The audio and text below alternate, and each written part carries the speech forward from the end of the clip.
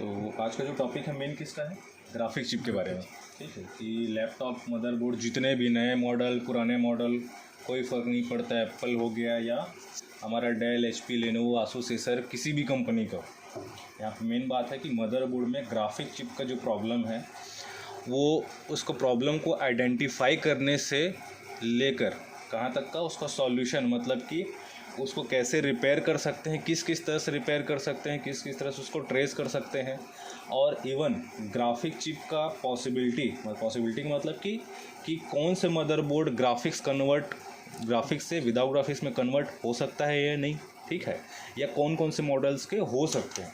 तो फिलहाल छोटा सा एग्जांपल के लिए पहले स्टार्टिंग से ये देखते हैं कि मेजर कंपनी कौन कौन सी है जो कि ग्राफिक चिप बनाता है। जैसे कि मैन्युफैक्चरर की बात करो तो यहाँ पे देखो छोटा सा एक लिस्ट है, Nvidia, AMD, Intel, Asus, Apple, Gigabyte, Zotac और एक ईवीजीए, एमएसआई, सेफ्रे और कुछ और ऐसे हैं जिनकी कंपनी के नाम फ़िलहाल पता ही नहीं, समझ लो, ठीक है, जो कि क्या करते हैं, ग्राफिक चिप क्या है, जीपीयू वगैरह जो बनाते हैं, सेल करते हैं। जिसमें सबसे ज़्यादा अगर सेल होने वाला चीज़ देखोगे जो हम लोग मोस्टली लैपटॉप्स में हम लोग देखने को मिलता है, वो दो कंपनी का ज़्यादातर देखने को मिले। कौन सा, एक एनवीडिया का और दूसरा एक एएमडी का देता है। तो एएमडी का रेडियन के नाम से मिलेगा या एटीआई के नाम से देखने को मिलेगा, ठीक है, तो उसको ध्यान में रखे रहना। तो जैसे कि यहाँ पे एक देखने के लिए मेरे पास एक मदरबोर्ड का ग्राफिक चिप निकाले हैं हम लोग, उसका है इमेज। तो यहाँ पे देखो एटीआई करके दिया हुआ है, ठीक है, तो एटीआई का क्या है, ये एक ग्राफिक चिप यहाँ पे दिया हुआ है, ठीक है। तो यहाँ पे लिखा होगा एटीआई रेडियन लिखा होगा, इसका मतलब ये एएमडी वाला है। और इसी में देख सकते जैसे कि यहाँ पे देखो इसमें एएमडी करके लिखा भी है। जैसे एक मदरबोर्ड है एचपी का जिसका बोर्ड का पार्ट नंबर है R33, ठीक है। ये बोर्ड हमारा ग्राफिक्स वाला मदरबोर्ड है और इस मदरबोर्ड में हम देखते हैं ग्राफिक चिप कौन सा लगा है, तो एएमडी का ही लगा हुआ है, ठीक है। नेक्स्ट सेकेंड एक मदरबोर्ड ले रहे हैं। इस मदरबोर्ड में मैं ग्राफिक चिप देखूं तो किसका लगा हुआ है, थोड़ा सा क्लीन कर लेता हूं, एक सेकेंड। देखो ये लेनोवो का मदरबोर्ड है, बोर्ड का पार्ट नंबर है 10290-2, ठीक है। ये LZ57MB के नाम से भी देखने को मिलेगा। ये भी हमारे ग्राफिक्स वाला मदरबोर्ड है। और इसमें अगर ग्राफिक चिप देखो तो यहाँ पे इसमें एनवीडिया करके लिखा हुआ है। ये मैं एक सेकेंड थोड़ा सा इसको क्लीन करता हूँ।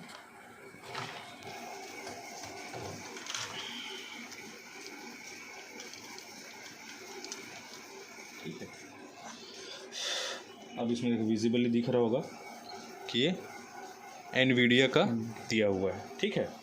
उसी तरह और यहाँ पे देख रहे हैं एक ये आसूस का मदरबोर्ड है जो कि इनबिल्ट प्रोसेसर वाला है। इसमें भी अगर हम लोग ग्राफिक चिप देखें तो यहाँ पे भी लिखा है एनवीडिया, ठीक है। तो जैसे कि यहाँ पे लिस्ट में ही दिखा रहा हूँ, तो मोस्टली जो सेल होने वाला चीज़ देखो यहाँ पे लिखा भी है कि which company sell the most GPUs, तो एनवीडिया सेल्स मोस्ट जीपीयूज़, मतलब एनवीडिया का जो ग्राफिक चिप है वो सबसे ज़्यादा सेल होने वाला है, ठीक है। तो केवल ऐसा नहीं कि एनवीडिया बस देखने को मिलता है, हमारे रिपेयरिंग के लिए हम देखें तो हमको इंटेल का भी आजकल देखने को मिलता है, एएमडी का भी देखने को मिलता है और एनवीडिया, ये तीन हमको तो नॉर्मली दिख जाता है। बाकी आसूस अगर बोलोगे, जोटेक वगैरह, तो स्पेशली ये ग्राफिक्स कार्ड जो डेस्कटॉप वगैरह ग्राफिक्स कार्ड हैं वो ज़्यादातर देखने को मिलता है। लेकिन इनबिल्ट की बात करूँ तो बेसिकली 2-3 कंपनी ही हमको देखने को मिलता है। एक M5030 मॉडल है ये, ठीक है। बेसिकली देखने तो M5010 जैसा दिख रहा है। N5010 और M5010 ध्यान देना, दोनों फ़र्क है, एक N है और एक M है। तो जो AMD वाला है उसमें M5010 है, M5010 AMD प्रोसेसर के साथ में AMD वाली ग्राफिक चिप लगी हुई है, ठीक है। और इसी में एक आता है N5010। एक ये लैपटॉप है जिसका बोर्ड का पार्ट नंबर क्या दिया है, DALZ3AMB8E0। ये भी हमारा ग्राफिक्स वाला मदरबोर्ड है। इसमें कौन सा ग्राफिक्स चिप लगा हुआ है, तो इसमें भी देखो एनवीडिया ही दिख रहा है ये, ठीक है। इस तरह की सोनी वाला है, खैर इसका तो हम लोग ग्राफिक्स नॉन ग्राफिक्स कन्वर्ट किए हैं। तो ये MBX266 है, ठीक है, जो कि ग्राफिक मॉडल होता है, इसमें हार्डवेयर में मॉडिफाई करके हम इसको नॉन ग्राफिक्स में कन्वर्ट कर सकते हैं। ये तो रहा ये मदरबोर्ड्स पे, ठीक है। अब एक थियोरेटिकली अगर देखा जाए तो एक पूरा एक लिस्ट है, छोटा सा लिस्ट है। इस लिस्ट में और बहुत सारी चीज़ें हैं, जो बहुत सारे मॉडल्स हैं जो ऐड हो सकते हैं, ठीक है, जो कि फ़िलहाल एडेड इसमें नहीं है। एक नॉर्मल एक देखते हैं इसमें तो सबसे पहले क्या दिख रहा है, एसर 4820T जो कि कन्वर्टेबल है, मतलब कन्वर्ट हो सकता है इसमें डिस्क्रीट टू यूएमए।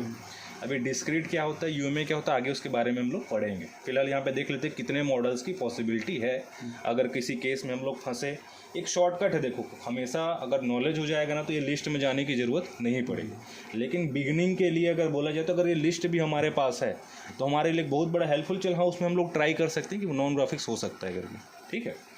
दूसरा क्या मॉडल है, एसर एस्पायर 4738Z या 4738G या D73 जिसका बोर्ड का पार्ट नंबर हो सकता है ZQ9 हो, जो कि कन्वर्ट हो सकता है।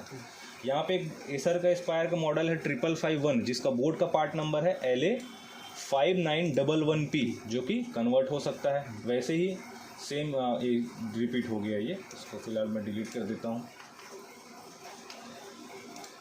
एक यहाँ पे एसर एस्पायर V5-573PG जो कि विस्ट्रॉन हस्क का है, बोर्ड का पार्ट नंबर है 11309-4M, ये कन्वर्ट हो सकता है। एसर E5, तो देखो बहुत लंबा चौड़ा लिस्ट है, हर एक को रीड करने जाऊँगा तो बहुत टाइम लग जाएगा। मैं सीधा इसको स्क्रॉल करते जाता हूँ, पूरा वीडियो रिकॉर्ड कर लेना, एक एक मॉडल क्लियरली दिख जाए ताकि जिसको भी ज़रूरत हो वो यहाँ से चाहे तो लिस्ट बना करके रख सकता है या फिर इस वीडियो को देख करके कि पर्टिकुलर लिस्ट में वो मेंशन है क्या, वो इजीली उसमें समझ सकते हैं, ठीक है। तो मैं एक एक करके इसको धीरे धीरे नीचे करते जाता हूँ, बस क्लियर हो देखना। देखो N5010 यहाँ पे लिखा भी है, 3421 3542 जो कि 11289, ठीक है, बहुत कॉमन है करने के लिए। N5010 से तो ऑल ओवर इंडिया N5010 से चालू किया है। N5110 यहाँ पे दिया है। HP का HP15 जिसका बोर्ड का पार्ट नंबर है A992P जो कि बहुत कॉमन है, हमको देखने को मिलता है, आए दिन आता ही देता है इसका काम। HP में U81 मतलब HP15 में है जिसका बोर्ड का पार्ट नंबर U81, ठीक है। उस तरह यहाँ पे देख सकते हैं HP15 CQ42 CQ42 या G42 DV6 G62 G6 में R33 बोर्ड का पार्ट नंबर जो आता है, जो भी प्रैक्टिकली यहाँ पे दिखा रहा था ना, कहाँ गया ये वाला मदरबोर्ड, ठीक है। बोर्ड का मॉडल नंबर R33, या तो आप पूरा पार्ट नंबर भी देख सकते हैं DA0R33 या शॉर्ट नेम में मॉडल यहाँ पे लिखा रहता है। ज़्यादातर जो हम लोग इसके मदरबोर्ड का पार्ट नंबर पढ़ते हैं ना, तो बीच का सेंटर का नेम मेन इंपॉर्टेंट रहता है, ठीक है।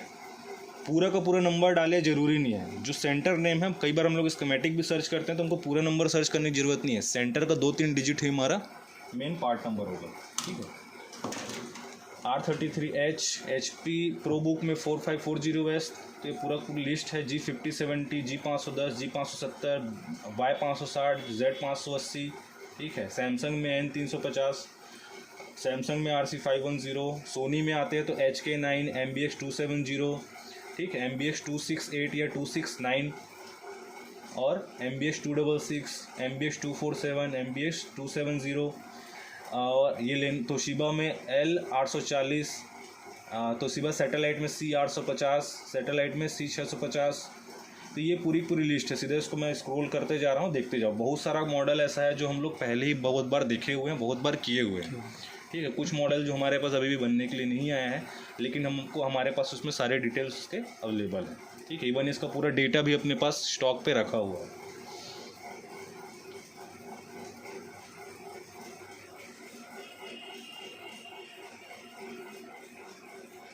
ठीक, तो यहाँ तक का ये कंप्लीट हो गया अपना।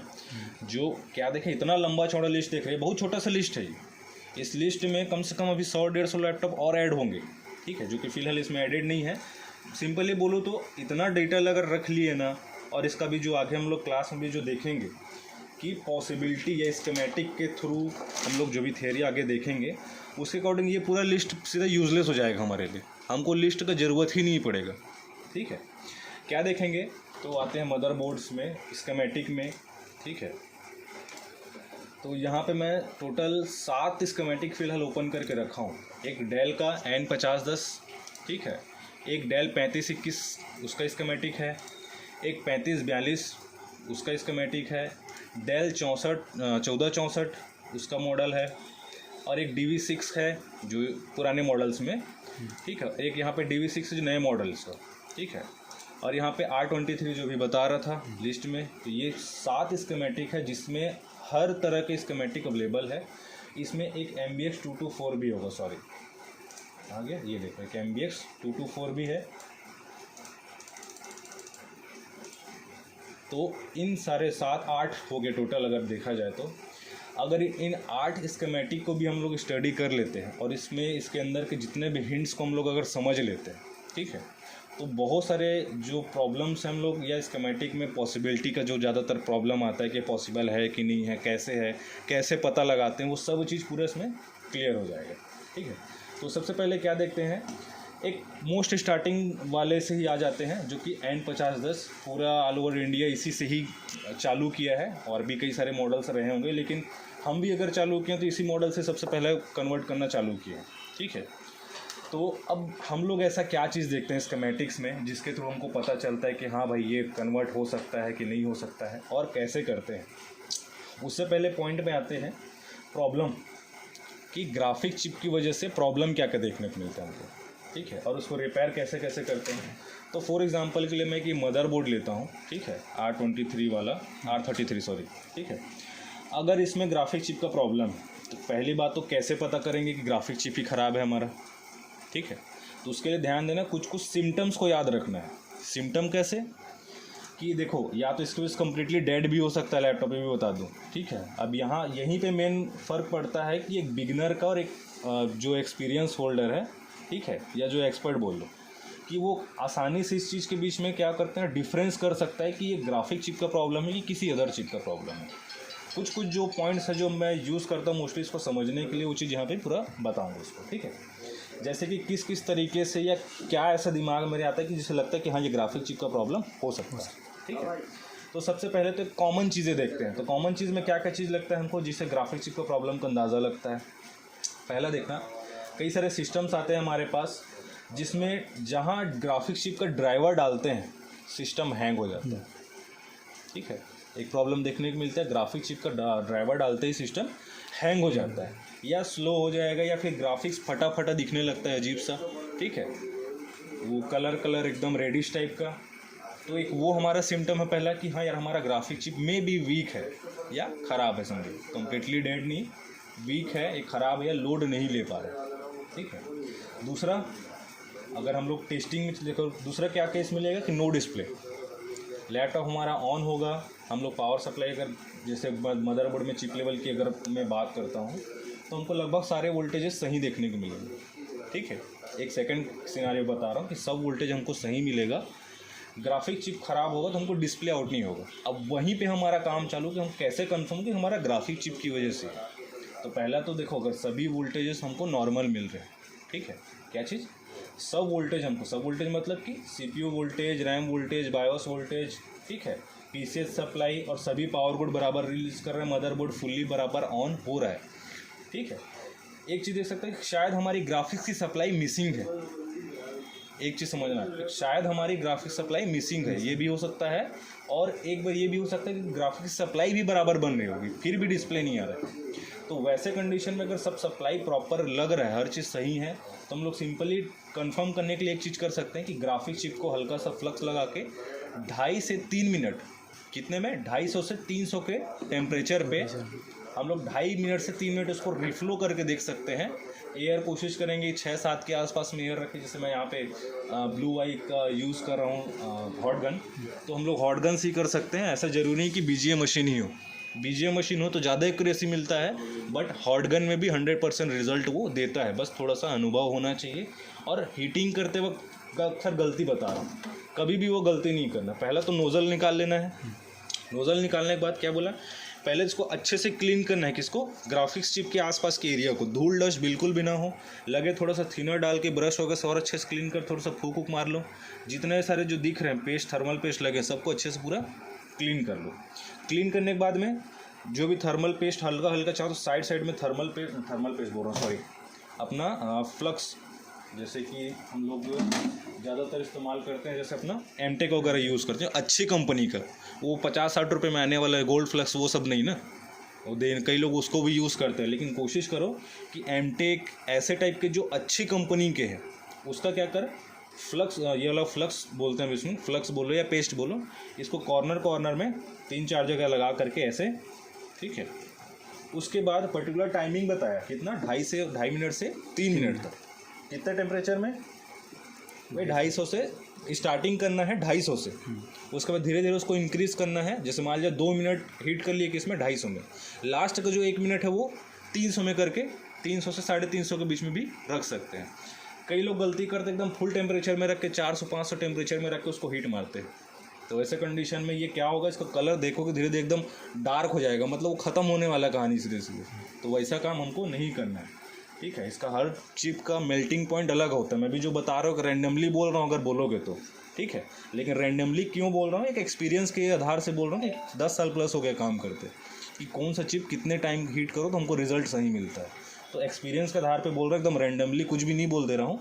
हाँ, ये जरूर रैंडम बोल रहा हूँ कि मुझे हर चिप का मुझे मेल्टिंग पॉइंट नहीं पता है, तो किसी को भी इतना याद होगा नहीं, सीधी बात है, हर कोई इतना चीज़ याद नहीं रख सकता, ठीक है। तो क्या बोला, एक पर्टिकुलर टाइम को याद रखो और पर्टिकुलर टेम्परेचर को याद रखो। और हीट करते वक्त क्या ध्यान देना है, नोज़ल कई लोग ऐसे पकड़ के करते हैं उसको, ठीक है, और कई लोग उसको रख के ऐसे रखे रहेंगे। ऐसा काम भी नहीं करना है। कोशिश करो नोज़ल रखो सेंटर पे, ठीक है, एकदम सीधा स्ट्रेट। और कभी भी सेंटर पे हीट नहीं करना। सेंटर मतलब जो ग्लास लगा है, कई बार होता है ग्लास ज़्यादा टेम्परेचर में फट जाता है, तो वो चीज़ गलती नहीं करना। क्या करना है अपने को, पहले एक सीधा या तो क्लॉकवाइज या एंटी क्लॉकवाइज जैसे चाहो वो स्ट्रेट कंटिन्यू वही रखना है। जैसे कि फॉर एग्जांपल कि मैं चालू कर लिया और मेरा हॉट गन देखो बराबर सीधा है, और उसके बाद मैं सीधा बस ऐसे, ठीक है, कितना 250 से 300, 2.5 मिनट से 3 मिनट यही रखना है। ये ऐसे बदल के ऐसे फिर ऐसे फिर ऐसे ऐसे नहीं करना है, ठीक है। बराबर एक क्लॉकवाइज या एंटी क्लॉकवाइज जैसे चाहो कर सकते, कोई इशू नहीं है। लेकिन ध्यान ये रखना है कि सीधा रहे और बहुत ज़्यादा ऊपर भी ना हो, बहुत ज़्यादा नीचे भी ना हो। कोशिश करो कि अगर एक 0.5 मिली का डिफरेंस हो तो ज़्यादा बेहतर है, ठीक है, जिससे तुम चिप को टच भी ना करो। मतलब फिजिकली कई बार क्या होता है, ज़्यादा क्लोज कर देना और हीट रहता है, और कई बार हॉट गन से टच हो जाता है तो आसपास के कंपोनेंट क्या होते हैं, उखड़ जाता है। तो वो गलती हमको नहीं करना है। सीधा रखना है, 250 से 3 मिनट ऐसे करके उसको बराबर हीट मारना है, और फिर हीट मारने के बाद फिर छोड़ देना है उसको कितने देर के लिए, रूम टेम्परेचर में नॉर्मल होने के लिए। मान लो 2 मिनट 3 मिनट 5 मिनट ज़्यादा से ज़्यादा, ठीक है, उतने टाइम में रूम टेम्परेचर पे वो नॉर्मल हो जाएगा। फिर सब कुछ कनेक्ट करके हम लोग बस डिस्प्ले चेक कर सकते हैं। हाँ, अगर डिस्प्ले हमारा दे दिया तो हमारा 100% श्योर का ग्राफिक चिप का ही प्रॉब्लम था वो, ठीक है। अब कई सारे केस में बता दूँ, अब ये नहीं कि डिस्प्ले आ गया मतलब वो हो गया अब चलेगा, ये कोई एक परमानेंट सॉल्यूशन नहीं है, सीधे सीधे बता दूँ। वो कुछ समय के लिए क्या होगा कि चल जाएगा, हाँ, लेकिन कुछ ऐसे मॉडल भी है जो केवल फर्स्ट टाइम ऐसे रिफ्लो होगा, जिससे कई सारे केसेस बता रहा हूँ समझने के लिए, जो हमको हेल्प करेगा कि हमको एक कंज्यूम कर सकते हैं कि नहीं, कि वो लॉन्ग टर्म चल सकता है कि नहीं, ठीक है। जैसे कि कुछ ऐसे लैपटॉप यूज़र है जो लोग क्या करते हैं, लैपटॉप कभी कभी रेंडमली यूज़ करते हैं। मतलब ये लैपटॉप लिए हैं और उसके बाद वो रखा है महीनों सालों तक, कभी अचानक से यूज़ किया। तो कई बार ऐसे कस्टमर भी लेंगे जो क्या किया, अचानक से 6 महीने तक पड़ा था, 6 महीने साल भर लैपटॉप रखा ही था उनके पास में, वो यूज़ ही नहीं किए, अचानक से उसको एक दिन चालू किए तो नो डिस्प्ले का प्रॉब्लम आ गया, ठीक है। तो वो चीज़ हमारे लिए एक समझने वाली बात है कि बहुत दिन से रखा हुआ है, मे भी पॉसिबल है कि मॉइस्चर वगैरह होगा उसमें, ठीक है। तो उसको अगर हम फर्स्ट टाइम, जैसे अगर कहानी हो रहा है फर्स्ट टाइम अगर वो रिफ्लो हम लोग करेंगे तो मे भी पॉसिबल है कि वो आने वाले सालों साल वो चल सकता है, ठीक है। श्योरिटी नहीं बोल सकता लेकिन चल सकता है। हाँ, लेकिन कई बार ऐसे केस मिलेंगे जो बार बार, मतलब कई लोग ऐसे कि हीट मार मार के चलाते रहते हैं। जैसे रिपेयर करने के लिए कहीं लेके गए, वहाँ पे गए, वो लोग हीट मार के दे दिए। वन जैसे मेरे पास आया, मैं हीट मार के दे दिया, और मैं भी श्योर तो नहीं हूँ, मुझे लगा कि शायद साल भर चल जाए, हो सकता ना चला हो, महीने 1.5 महीने चला, या कस्टमर फिर वो इसी लेके गया और रख दिया उसको। इसमें गलती बता रहा हूँ, कई बार कस्टमर से गलती होती है, ठीक है, यूज़र के तौर पर। जो गलती कभी नहीं करना है कि लैपटॉप से बनवा के ले गए, कैसे लेके गए, उसके बाद रख दिए चुपचाप, और आराम से 2 महीने 3 महीने बाद चालू कर रहे हैं, तो वो चिप दोबारा फिर से क्या होगा, ड्राई हो जाएगा और ख़राब हो जाएगा। तो अब दोबारा क्या होगा, फिर लाएंगे, फिर वही रिफ्लो करना पड़ेगा उसको। तो बेस्ट ये है कि कोई भी लैपटॉप रिपेयर हो तो उसको 15 दिन 20 दिन महीने भर के अंदर में कम से कम 1 घंटे के लिए क्यों ना चलाओ, लेकिन चलाओ उसको। इंटरनली क्या है उसका प्रोसेस वगैरह जो है, करंट प्रोसेस या हीटिंग जो है नॉर्मल वो बना रहे, ताकि मॉइस्चर के जमने का समय ना मिल पाए, ठीक है। तो ये चीज़ हमको भी ध्यान में रखना है कि कई बार ऐसे कस्टमर भी आएंगे जो बार बार मतलब हीट मार के, हो सकता है 10 रिपेयर करने वाले बैठे हैं, 10 के 100 बैठने हैं, तो कोई रिफ्लो करके दे दिया, डिस्प्ले तो आ गया लेकिन प्रॉब्लम हो रहा है उसमें, ठीक है। तो वो चीज़ हमको ध्यान देना है थोड़ा सा। नेक्स्ट पॉइंट आते हैं अब इसमें कि क्या चीज़ बताया कि हमको क्या करना है, रिफ्लो वगैरह करके देख लेना। अगर रिफ्लो करने से हमारा डिस्प्ले आ गया तो हाँ भाई श्योर है हमारा ग्राफिक चिप का ही प्रॉब्लम है। अब इसके बाद अब हमको दो तरह का सॉल्यूशन दे सकते हैं। अगर सामने वाले का बजट हो तो या तो हम तो सीधा चिप रिप्लेस करने का ज़्यादा बेस्ट है, ठीक है। लेकिन इसके लिए भी बता दूं कि नई चिप मिलती नहीं है सीधे सीधे, जो भी मिलेगा पुराना किसी न किसी बोर्ड से निकला हुआ रिफर्बिश्ड मिलेगा, या फिर मेरे पास भी ऐसी कोई एक आध मदरबोर्ड पड़ा है, ये देखिए उसका ग्राफिक चिप सही है। जैसे एग्जांपल के लिए बोल लो, मान लीजिए मेरे पास मदरबोर्ड है, मेरे पास स्क्रैप मदरबोर्ड पड़ा है जिसका कुछ और प्रॉब्लम है, ग्राफिक चिप सही है, तो क्या करें उसको ग्राफिक चिप निकाल के इसमें लगा दूंगा। यही हो सकता है ज़्यादा से ज़्यादा। लेकिन ये भी जो है तो क्या है, सेकंड हैंड पुराना ही है ना, नया तो है नहीं। और इवन चलो मैं ऑनलाइन ऑर्डर भी करके मंगाता हूँ किसी से, डीलर से, किसी के थ्रू, तो ये जो प्रोसेस मैं बता रहा हूँ ये सेम प्रोसेस वो लोग भी करेंगे। क्या करेंगे, जो भी चिप पड़ा होगा या फिर खरीद के भी लाएंगे, चाइना से भी क्यों ना मान के चलो, चाइना वाला सबसे ज़्यादा स्क्रैप मदरबोर्ड परचेस करता है, तो क्या करता है, सब चिप को निकालेगा, वापस से रिवॉल्व करके क्लीन करके फिर से हम ही को सेल कर देगा, ठीक है। तो कई बार वो सही भी रहते हैं, कई बार ख़राब भी रहते हैं। कुल मिला के बोलूँ तो सीधे सीधे वो सेकंड हैंड ही रहता है। कोई से भी चिप ले लो, CPU भी ले लो इनबिल्ट वाला, तो सब सेकंड हैंड ही रहता है, ठीक है। तो उनकी अब सेकंड हैंड चीज़ को बोलोगे और नए को बोलोगे तो लाइफ कई सारे लैब चल जाते हैं भाई। ये ऐसा नहीं बोलूँगा कि सेकंड हैंड है पुराना नहीं चलेगा, इसी चिप को निकाल के इसमें लगाऊंगा तो पॉसिबल है सालों साल चल जाएगा। और इसमें एक और चीज़ भी बता दूँ, जैसे हम लोग हिट किए आ गया ये, ठीक है। अब इसमें इसका परमानेंट एक सॉल्यूशन, परमानेंट वो भी नहीं है सीधे से बोलो, लेकिन हाँ लॉन्ग टर्म चलाने का एक सॉल्यूशन है। क्या, इस चिप को निकाल के अच्छे से क्लीन करके दोबारा रिवॉल्व करके फिर से अगर रिफिक्स करके लगाएंगे तो हो सकता है जो बार बार महीने भर में ख़राब हो जा रहा था वो हो सकता है साल 2 साल आराम से चल जाए, ठीक है। लेकिन परमानेंट तो इससे भी नहीं हुआ। परमानेंट के लिए अगर हम बोला जाए तो हमारे पास केवल एक ही इलाज है जो परमानेंट सॉल्यूशन, कि इस ग्राफिक चिप को हटाई दो बोर्ड से, ठीक है, जो ज़्यादातर केस में हम लोग प्रेफर करते हैं। और कहीं ना कहीं बोलोगे तो कस्टमर के लिए एक सही भी है वो, क्योंकि एक टाइम चलने के बाद में ग्राफिक चिप ख़त्म हो गया है, अब उसको लाख बार रिपेयर करवा लो दोबारा फिर से ख़राब होगा, मतलब वो खो, ठीक है। तो जिसको ग्राफिक्स का एक समय के बाद में ग्राफिक्स का कोई बहुत ज़्यादा ज़रूरत नहीं है, normal MS office, video, internet, video play करना है, ठीक है, छोटा मोटा काम है, तो ग्राफिक चिप के इस डेडिकेटेड ग्राफिक्स का काम अगर नहीं है तो क्या कर सकते हैं, नॉन ग्राफिक्स में कन्वर्ट करवा सकते हैं, और वो हमारे लिए एक बेस्ट चीज़ है, ठीक है। कस्टमर के लिए भी अच्छा है और हमारे लिए भी अच्छा है। अब यहीं पे बात आती है कि भाई ग्राफिक चिप हटाने के बाद बोल देते कि सीधा इसको उखाड़ दूँ क्या, उखाड़ दूँगा तो हो जाएगा, ठीक है। ये भी हो सकता है, ऐसा वो हंसने वालों को ही नहीं है, ये भी हो सकता है, अगर ग्राफिक चिप को उखाड़ दूँ तो भी ये हो सकता है। लेकिन ये भी बता दूं कि हर मॉडल पे नहीं, ऐसा नहीं कि मतलब मैं सभी मदरबोर्ड का बस ग्राफिक चिप उखाड़े पड़ा हूँ और आ जाएगा करके, तो ऐसा भी नहीं हो सकता। लेकिन काफ़ी सारे ऐसे भी मॉडल है जिनका ग्राफिक चिप को उखाड़ दो तो हो जाएगा वो, और मैं ऐसे बहुत सारे मॉडल का किया हुआ हूँ जिनका डेटा अवेलेबल नहीं हुआ करता था स्टार्टिंग में, ठीक है, इवन उनका स्कीमेटिक भी नहीं मिला करता था, तो कुछ अंदाज़न होता था, अंदाज़न बोलो मतलब इसके जैसे चिप से PCH के बारे में पढ़ लिए कि PCH क्या क्या इसके अंदर क्वालिटीज़ हैं, प्रोसेसर के बारे में पता कर लिए। देखो प्रोसेसर से बहुत बड़ा आइडिया मिलता था कई बार कि ये ग्राफिक्स नॉन ग्राफिक्स हो सकता है कि नहीं। देखो 100% श्योर नहीं बोल रहा हूँ, मैं किया हूँ कुछ मॉडल में जिनका डेटा अवेलेबल था ही नहीं, ठीक है। जिसमें से एक मॉडल बताऊँ तो CQ43 कॉम्पैक्ट का आता था मॉडल, ग्रीन कलर का मदरबोर्ड था CQ43। उसका मतलब समझ लो इसका स्कीमेटिक भी ठीक से अवेलेबल नहीं था, कोई चाइनीज़ टाइप का मदरबोर्ड था, अजीब टाइप का, ठीक है, और ना ही उसका बोर्ड भी अवेलेबल था एक टाइम में।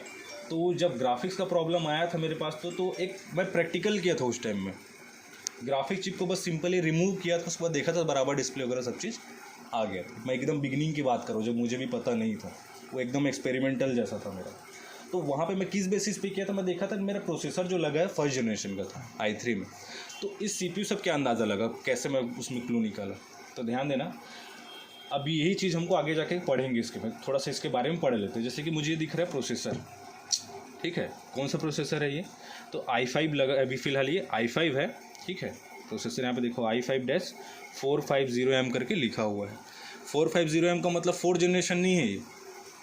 अब ये बहुत सारे जगह पे ये फेक और दुनिया भर के जो झूठ बोल के पहनाते रहते हैं जनरेशन्स के बारे में, ठीक है। जैसे i5 के बाद में 4th लिखा है मतलब कि तो 4th जनरेशन है।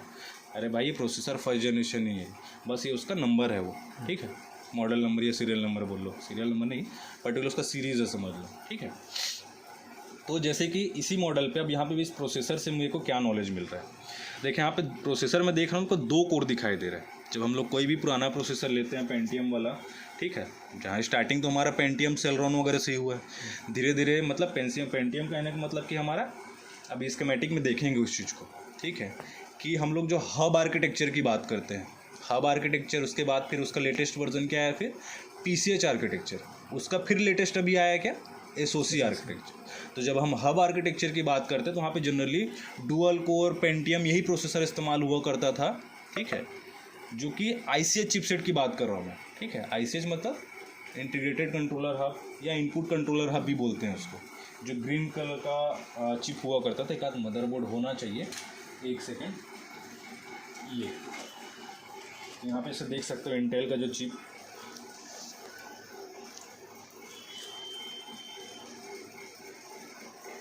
इसको हम लोग बोलते थे हब आर्किटेक्चर, ठीक है। तो जैसे कि यहाँ पे देख रहे हैं हमारा इंटेल का, तो अब इसमें जो लगने वाला प्रोसेसर है, ठीक है, इसको भी एक बार डेमो के लिए दिखाता हूँ। प्रोसेसर वाला बॉक्स कहाँ है,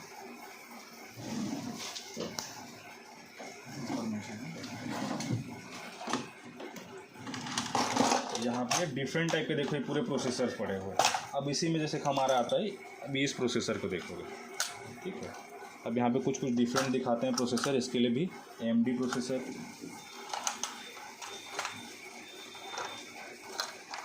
एक ये भी प्रोसेसर,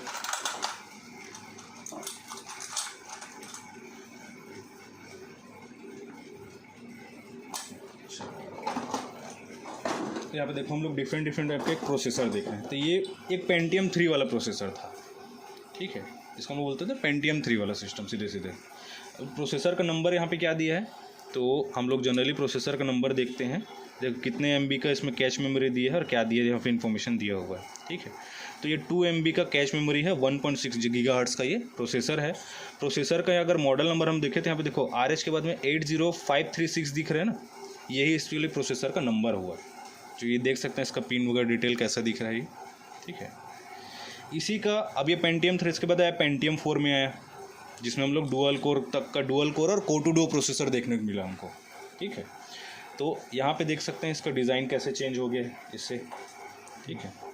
पिन देखना, पिन चेंज हो गया, अंदर में जो कैपेसिटर लगे हैं उनके देख कितनी संख्या बढ़ गई है, ठीक। यहाँ पे इसका नंबर ये क्या दिख रहा है, इस भी देखो इसमें 1.60 GHz का ये भी है, 2 MB ये भी कैश मेमोरी है, लेकिन यहाँ पे प्रोसेसर का नंबर क्या दिया है 80539, ठीक है। तो बेसिकली हम इस मदरबोर्ड के बारे में बात कर रहे हैं, जो कि ये इसमें ऐसा लगेगा, और ये हमारा क्या है हब आर्किटेक्चर में। तो हब किसको बोलते हैं हम लोग, जिसमें हमारा CPU दिया हो सॉकेट वाला, ठीक है, नॉर्थ ब्रिज दिया हो और साउथ ब्रिज दिया हो, ठीक है। तो ये वाला मदरबोर्ड हुआ करता था। अब इन मदरबोर्ड में ग्राफिक्स नॉन ग्राफिक्स तो पॉसिबल था ही नहीं, ठीक है। ये इसमें सिर्फ केवल 2 सीरीज़ बन के आते थे, क्या, या तो डिस्क्रीट बोलते थे जिसको, टोटली डिस्क्रीट होता था, मतलब कि टोटली ग्राफिक्स ही डेडिकेटेड होता था उसमें, नॉन ग्राफिक्स का कोई नामो निशान नहीं। अभी स्कीमेटिक में उसके बारे में देखेंगे। दूसरा क्या आता था कि डेडिकेटेड विदाउट ग्राफिक्स, मतलब कोई ग्राफिक्स था ही नहीं उसमें, जैसे UMA बोल रहे हैं हम लोग सीधे सीधे, ऐसा यूनिफाइड मेमोरी एरे, ठीक है। तो क्या बोला, एक डिस्क्रीट हुआ करता था, एक UMA हुआ करता था, ठीक है।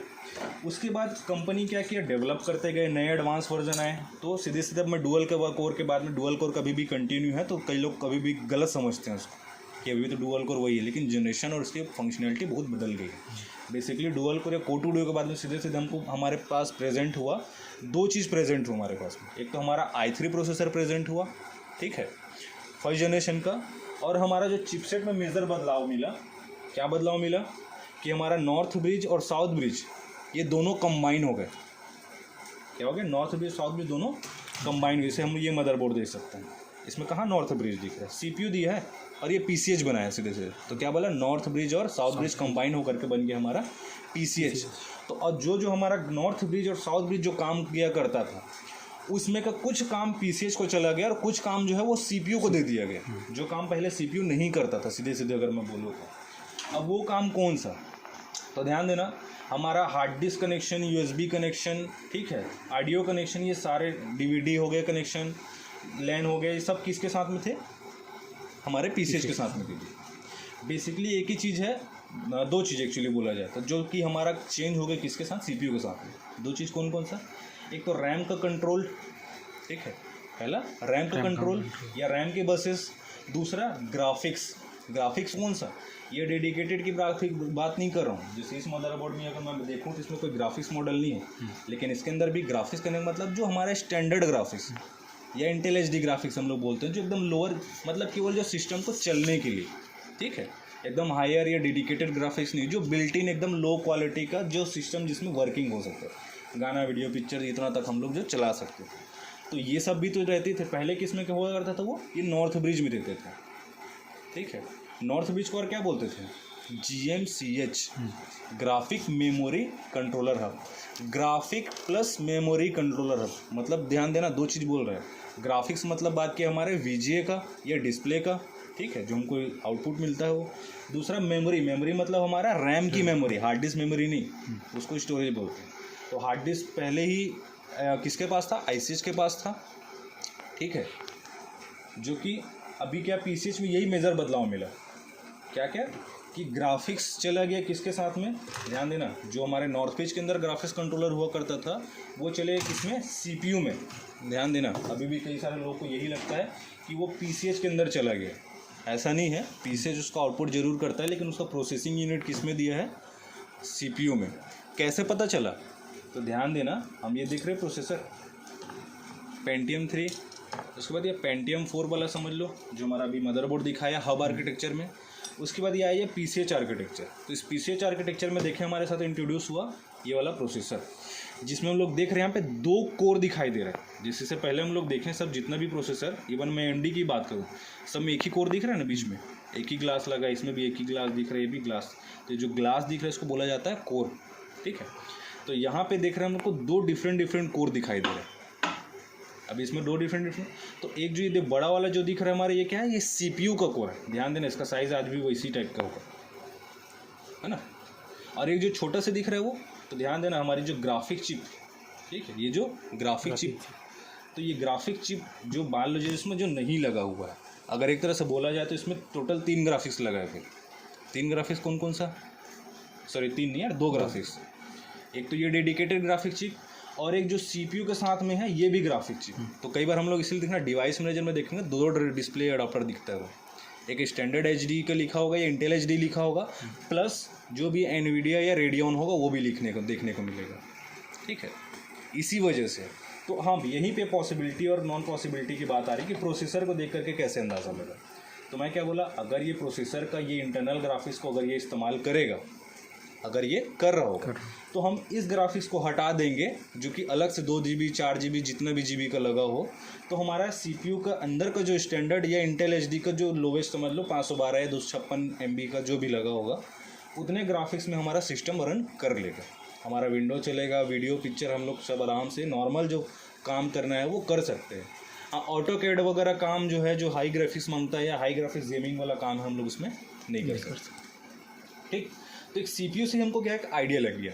अब इस CPU से बस केवल एक तो यहाँ से हमको क्लू मिला समझना, आइडिया एक क्लू मिला समझना। अब आते हैं कि मदरबोर्ड पर हम लोग स्कीमेटिक में कैसे इन सब चीज़ों को पता करें।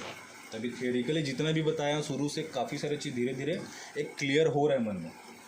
अब आ जाते हैं हमें स्कीमेटिक में सीधे सीधे। यहाँ पे समझ में आया कि CPU को देख करके कैसे पता करें कि हम लोग की हमारा पॉसिबिलिटी है कि नहीं है, ठीक है। अब मदरबोर्ड में भी बहुत सारे चेंजेस हुए उसके साथ में, तो मैं बेसिकली सीधे सीधे हमारा पॉसिबिलिटी स्टार्ट हुआ हमारे PCH आर्किटेक्चर के साथ में, ठीक है। तो चालू किससे हुआ हमारा, PCH आर्किटेक्चर से, ठीक है। तो इसमें फिर अब हम लोग सीधे से आ जाते हैं। तो जितने भी हम लोग मदरबोर्ड देख रहे हैं, तो बेसिकली एक हमारा एक N5010 मॉडल है, मोस्ट कॉमन मॉडल है, ठीक है। ये हमारे देख सकते हैं यहाँ पे PCH इस्तेमाल हुआ है, HM57 इंटेल का ही PCH है। और ये मदरबोर्ड शायद इसका इंटेल का नहीं, AMD वर्जन में रखा हुआ है मेरे पास में अभी, और इसका इमेज भी होगा, तो एक बार इमेज ओपन कर लेता हूँ।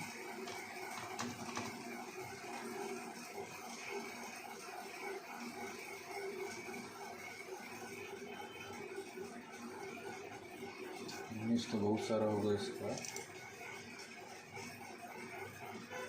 ये ठीक है। तो ये हमारा क्या लगा, ATI का दिख रहा है यहाँ पे, मतलब कि AMD, है ना। तो ये ग्राफिक चिप लगी हुई है और इसके साथ में ये जो दिख रहे हैं 2, ये ग्राफिक्स का रैम, जिसको हम लोग VGA रैम भी बोलते हैं। कई सारे केसेस में ये VGA रैम ख़राब रहता है, लेकिन फिर भी हम लोग उसको यही समझ लेते हैं कि ग्राफिक चिप ही ख़राब है। जैसे वो ड्राइवर लोड वाला कहानी बता रहा हूँ ना, बहुत सारे केस में ये रैम ही ख़राब रहता है। अब ये रैम आसानी से बोलो तो कोई चेंज करना चाहता नहीं, सीधे सीधे रिबॉलिंग वाला काम उतना, तो ग्राफिक चिप बोल के ख़त्म कर देते हैं कहानी उसको, ठीक है। बहुत सारे ऐसे काम हैं जो हम लोग करते ही नहीं हैं, या सीधे सीधे बोल लो लोग उस चीज़ को मतलब एक मिसगाइड करके बोल लो, या फिर मेहनत नहीं करना चाहते, सीधी सीधी बात है, क्योंकि उसमें मेहनत ज़्यादा है और रिज़ल्ट कम है, इसलिए ऐसा काम करना नहीं चाहते। ज़्यादा इजी काम क्या है, नॉन ग्राफिक्स कन्वर्ट कर दो लो भैया, ठीक है। क्योंकि डाटा एक रेडी मिल जाता है, बना बनाया 2-4 मॉडल का कर लोगे तो फिर रटा जाएगा, 5 मिनट के अंदर फिर उसको ग्राफिक्स से नॉन ग्राफिक्स कन्वर्ट कर लोगे। तो कई बार हम लोग आलसपन के चक्कर में वही सब काम करते हैं, ठीक। तो जैसे कि एक मॉडल हमारे पास एक क्या बताया कि N5010 प्रोसेसर देख सकते हैं, इसमें क्या लगा है i3 का, और इसमें देखें 2 कोर दिख रहे हैं यहाँ पे, है ना। अब चूँकि यहाँ पे इस मदरबोर्ड में प्रॉब्लम, बहुत कॉमन प्रॉब्लम है कि ग्राफिक चिप एक टाइम में इसका ख़राब हो जाता है। तो अब इसमें एक सिम्टम बताया था कौन सा, कि हमारा ड्राइवर लोड कर रहे हैं, सिस्टम हैंग हो जा रहा है। दूसरा सिम्टम क्या बताया था कि बोर्ड हमारा ऑन है, सारे वोल्टेजेस बन रहे हैं, लाइट वाइट जल रहा है, सब कुछ ठीक है, लेकिन डिस्प्ले नहीं दे रहे स्क्रीन पे कुछ भी, तो हमारा क्या है, ग्राफिक चिप का प्रॉब्लम हो सकता है। तीसरा सिम्टम कि हमारा एक्सटर्नल मॉनिटर पे डिस्प्ले आ रहा है, लेकिन इंटरनल मॉनिटर पे मतलब स्क्रीन पे हमारा डिस्प्ले लैपटॉप की स्क्रीन पे हमको नहीं दिख रहा है, तो भी हमारा ग्राफिक चिप का प्रॉब्लम हो सकता है। अब ऐसा नहीं है कि केवल ग्राफिक चिप का होगा, भैया डिस्प्ले को पहले कंफर्म कर लेना, डिस्प्ले सही हो, ठीक है। हो सके तो केबल चेंज करके देख लो, डिस्प्ले की कॉमन सप्लाई चेक कर लो, जैसे कि 19 वोल्ट, 3.3 वोल्ट, LCD VDD, वो सारे चीज़ें चेक कर लो। अगर वो सब चीज़ सही लग रहा है और बोर्ड में ग्राफिक चिप दिया, तो एक बार फिर लास्ट में फिर ग्राफिक चिप का काम करो। ऐसा नहीं कि हाँ स्क्रीन एक्सटर्नल में आ रहा है और स्क्रीन पे नहीं दिख रहा तो सीधा ग्राफिक चिप को हिट मार दी या चेंज कर दी। कई बार स्क्रीन भी ख़राब निकलता, तो पहले श्योर हो लेना है, उसके बाद फिर ग्राफिक चिप में कूदना है, ठीक है। तो क्या बोला अब इसमें, अब पॉसिबिलिटी वाली कहानी कि इस मॉडल को हम लोग बाहर से देख के कैसे बोलेंगे, या तो मैं सीधे सीधे बालो भाई करते हुए देखें हैं तो हाँ भाई याद हो गया, अब वो मॉडल वो किया है भाई, सब जो भी वीडियो देखे हैं डाटा है, तो हाँ हो सकता है। लेकिन मैं क्या बोल रहा हूँ, ये सब चीज़ें तो बताया हुआ चीज़ें, प्रैक्टिकल वाला चीज़ है। थ्योरिकली कैसे पता चलेगा कि ये पॉसिबल है कि नहीं है, क्योंकि हमको यहाँ से हमको एक नॉलेज लेना है बेसिकली, हमको उसको काम को करना तो हम तो कर ही लेंगे, लेकिन नॉलेज भी तो चाहिए काम के साथ में कि भाई कैसे किए, क्यों किए, ऐसा क्या चीज़ चेंज करना पड़ा। बहुत सारे सॉल्यूशन तो हमको फ्री ऑफ कॉस्ट नेट में देखने को मिल जाता है, लेकिन उसमें कई बार लोग क्या करते हैं, नॉलेज नहीं लेते, डायरेक्ट सॉल्यूशन में जाते हैं और उस काम चक्कर में उसको बिगाड़ भी डालते हैं, माइनस में भी कर देते हैं, ठीक है। तो वो गलती कब होता है पता है, जब उसके बारे में लोग पढ़ना नहीं चाहते, बस सॉल्यूशन मिला और हाँ उसको कर दिए। अरे भाई देखो तो सही, वो सारी रिक्वायरमेंट सही है कि नहीं है, सब कुछ सही रहता है, फिर भी लोग जंपर मार के मतलब और बिगाड़ डालते हैं उसको, फिर दोष देंगे को जो सॉल्यूशन दिए थे वो गलत है करके। तो वो गलती नहीं करना है।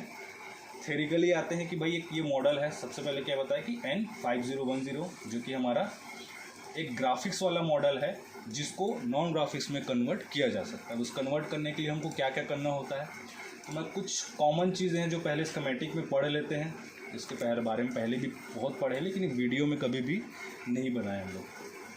तो कुछ हम इसमें क्या देखेंगे, क्लू देखेंगे। क्या क्लू, जहाँ से हमको एक स्कीमेटिक को ही देख करके, केवल फर्स्ट पेज को ही देख करके, फर्स्ट या सेकंड पेज में ये जो दिए रहता है, क्या इसको हम लोग बोलते हैं इसका आर्किटेक्चर, ठीक है। तो इस आर्किटेक्चर को ही देख करके हम लोग एक अंदाज़ा लगा सकते हैं कि हाँ ये मॉडल पे मैं ग्राफिक्स कन्वर्जन का काम कर सकता हूँ कि नहीं, ठीक है। पॉसिबिलिटी है कि नहीं, सीधे सीधे बोल लो, ठीक है। तो अनगिनत चीज़ है, जब समय बदलता है तो कई सारे जो पॉसिबल नहीं है बोलते हैं वो भी पॉसिबल हो जाता है, लेकिन उसके लिए वो समय लगता है, ठीक है। तो फिलहाल इस बेसिक नॉलेज की बात नहीं करते हैं हम लोग। तो ये हमारा बोर्ड का क्या है, आर्किटेक्चर है, और ये देख सकते हैं क्या है हमारा बेरी का DG15 discrete/UMA करके यहाँ पे दिया हुआ है स्कीमेटिक डॉक्यूमेंट, ठीक है। ये सब फ्री ऑफ कॉस्ट गूगल पे आसानी से सब मिल जाता है। हमारे लिए सबसे पहला क्लू ध्यान देना, यहाँ पे लिखा है discrete/UMA, ध्यान देना, डिस्क्रीट वर्ड इस्तेमाल किया जाता है किसके लिए, ग्राफिक्स के लिए। ग्राफिक्स मतलब कि ग्राफिक्स चिप के लिए, तो बाहर में देखिए क्या बोला, ये जो डिस्क्रीट वर्ड है ये वर्ड इस्तेमाल किया जाता है हमारे ग्राफिक्स चिप वाले बोर्ड के लिए। और UMA इसका इस्तेमाल किस लिए किया जाता है, नॉन ग्राफिक्स चिप के लिए।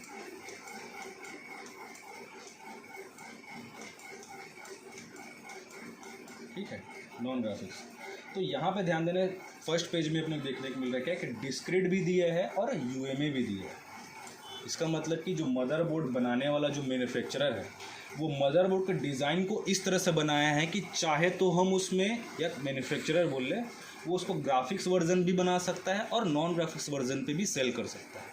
जैसे कई बार सेम मॉडल देखोगे तो एक वही N5010 विथ ग्राफिक दे देगा, ठीक है, उसमें भी देखते हैं क्या मिलता है, डिफरेंट मिलता है कि किसी में 2 GB ग्राफिक्स है, किसी में 4 GB ग्राफिक्स है। अरे भाई मदरबोर्ड तो कंपनी वाला एक ही बनाया है। अब तुम उसमें जिसका जैसे बजट वाला बात है कि डेल वाला क्या करता है कि भाई जिसका जितना बजट, जैसे कई सारे लोगों को डेल N50 देखे बहुत अच्छा लगा, लेकिन उनका बजट 4 GB वाला नहीं है, तो क्या किया वो 2 GB वाला निकाल दिया। कई लोग ऐसे भी मिलेंगे जो 2 GB भी अफोर्ड नहीं कर सकते, बोलेंगे भैया ग्राफिक्स वाला नहीं चाहिए, अपना नॉन ग्राफिक्स वाला ही दे दो, अपने को और कम में चाहिए। तो क्या नॉन ग्राफिक्स वाला बना दिया उसी मदरबोर्ड को।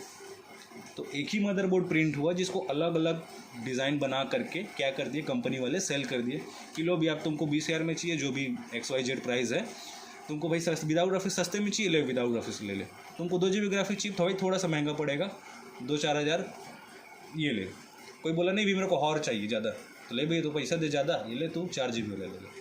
तो ये करके कंपनी वाले बनाते हैं। लेकिन क्या कि वो लोग मेहनत एक बार किया, कौन सा मेहनत, इसका डिज़ाइन करते वक्त एक ही मदरबोर्ड पूरा प्रिंट किए, अब उसमें क्या करेंगे, बस चेंजेस करते जाएंगे थोड़ा थोड़ा, जैसे कि ग्राफिक चिप डाल दिए, ठीक है, तो डिस्क्रीट में चल, डिस्क्रीट वाला मॉडल अब मिल गया हमारे हाथ में। ग्राफिक्स नहीं डाला है तो हमारे पास क्या मिल गया हमारे लिए, अब हम उसको UMA समझ के काम करेंगे, UMA, ठीक है। तो यही सारे हमारे पास काम है। जैसे कि हमारे पास आया कि ये डिस्क्रीट वाले सीरीज़ में हमको मदरबोर्ड मिला, अब रिपेयर करना है, हमको लगा कि ये डिस्क्रीट में हमको इसको UMA में ही कन्वर्ट करना है, तो हम क्या करेंगे, डिस्क्रीट के लगे हुए जितने भी कंपोनेंट, सम कंपोनेंट को हम लोग हटा देंगे और UMA जो कि खाली होगा। क्या बोला, 2 रास्ता है सीधे सीधे, एक डिस्क्रीट का रास्ता और एक UMA का रास्ता है। तो अगर डिस्क्रीट का रास्ता है तो डिस्क्रीट के सारे रास्ते को हम लोग हटा देंगे या बंद कर देंगे। सीधे सीधे लैंग्वेज में बोलूँ तो डिस्क्रीट का कंपोनेंट हमारा ग्राफिक चिप डिस्क्रीट का कंपोनेंट है, ग्राफिक्स का रैम डिस्क्रीट का कंपोनेंट है, ग्राफिक्स सारी सप्लाई वाली चिप्स, कॉइल्स, ठीक है, रजिस्टर्स, वो सब क्या होंगे डिस्क्रीट में लगे होंगे, सबको हटाना है हमको। और क्या चीज़ ऐड करते जाना है, UMA वाले। तो कैसा पता चलेगा, तो ये देखो यहाँ पे एक हमको हिंट मिला कहाँ कि डिस्क्रीट और UMA दोनों अगर लिखा हुआ मिला है तो यही हमारा सबसे पहला क्लू है कि हाँ भाई ये मेरा जो मॉडल है ये नॉन ग्राफिक्स कन्वर्ट हो सकता है, पहला चीज़। दूसरा किस में आएंगे, दूसरा आ जाएंगे हमारे इसके आर्किटेक्चर। इस आर्किटेक्चर में हमको क्या देखना है, हमको सबसे पहले चीज़ सीधे ढूंढना है LVDS या LCD कहाँ पे लिखा हुआ है। तो ध्यान देना यहाँ पे दिया है, ये देखो क्या लिखा है LCD, इसी को किसी किसी में क्या लिखा मिल सकता है LVDS, जो कि हमारा दिखाता है किसको, हमारे डिस्प्ले कनेक्टर को। जैसे कि मैं यहाँ पे बात करूँ तो ये मेरा डिस्प्ले वाला कनेक्शन, तो डिस्प्ले कनेक्शन का पाथ है, ये क्या दिखा रहा है यहाँ पे, ये पाथ दिखा रहा है कि LCD का जो डेटा है वो किधर से आ रहा है। देखिए यहाँ पे LVDS करके भी लिखा हुआ है, तो ये किससे आता दिख रहा है, यहाँ पे PCH के साथ। ध्यान देना यहाँ पे केवल PCH नहीं दिख रहा है, PCH के साथ साथ यहाँ पे अगर थोड़ा सा उसको ये चीज़ ध्यान दो, डॉट डॉट डॉट डॉट करके दिख रहा है ना, मतलब ये कनेक्शन क्या दिखा रहा है कि PCH के साथ भी है और इसी का कनेक्शन ये देख रहे हो यहाँ से किसके साथ दिख रहा है, तो AMD का यहाँ पे ग्राफिक्स करके लिखा हुआ है। यहाँ पे क्या लिखा है, साफ साफ मेंशन किया है डिस्क्रीट ओनली, मतलब कि अगर ग्राफिक चिप लगा है तो केवल डिस्क्रीट। अब यहाँ पे ध्यान देना हमारे डिस्प्ले आने का पाथ कैसा होगा, यहाँ पे क्या लिखा है, डिस्क्रीट लिखा है ना, तो PCIe X16 यहाँ पे दिया हुआ है। ये क्या, ये बसेस है बेसिकली, बसेस मतलब जिसके थ्रू हमारा डेटा ट्रेवल करता है, रास्ता है समझ लो उसका। तो PCIe X16 के थ्रू मतलब CPU के थ्रू ग्राफिक चिप में जाएगा, फिर ग्राफिक चिप से क्या होगा वो किस में जाएगा, हमारे LVDS में जाएगा, इस तरह से। वापस फिर से आता हूँ, क्या बताया कि हमारा जो डिस्प्ले का जो सिग्नल है या जो हमारा डेटा दिखेगा वो डेटा कैसा जाएगा, कि सीपीयू से होते हुए ग्राफिक चिप में, फिर ग्राफिक चिप से होते हुए हमारे एलसीडी में। ठीक है, अब यहाँ पे एक सेकंड हमारा क्लू मिला कि अगर हमारा जो एलसीडी का जो कनेक्शन है, हमारा एलसीडी या एलवीडी का कनेक्शन, जो कि मैं यहाँ पे देख रहा हूँ कि ये इसके साथ भी कनेक्शन है और इस पीसीएच के साथ भी कनेक्शन है, अगर ये दोनों कनेक्शन दिखा है, हमारा सेकंड क्लू कि ये हमारा जो स्कीमेटिक या जो लैपटॉप है ये नॉन ग्राफिक्स कन्वर्ट हो सकता है, या मैं बोलूँ तो डिस्क्रीट से यूमे में कन्वर्ट हो सकता है। ठीक है, ये सेकंड क्लू था इसका।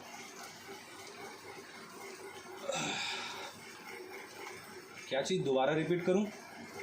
क्या बोला कि हमारा एलवीडीएस का कनेक्शन या एलसीडी का कनेक्शन अगर हमारा ग्राफिक्स में भी दिया है, ठीक है, और पीसीएच में भी दिया है, या अगर ये डायरेक्ट सीपीयू में भी दिया है, जैसे हम लोग एसओसी में देखेंगे तो क्या अगर डायरेक्ट सीपीयू में, हालांकि सीपीयू अभी एसओसी क्या हुआ, पीसीएच और सीपीयू दोनों इनबिल्ट कर दिए।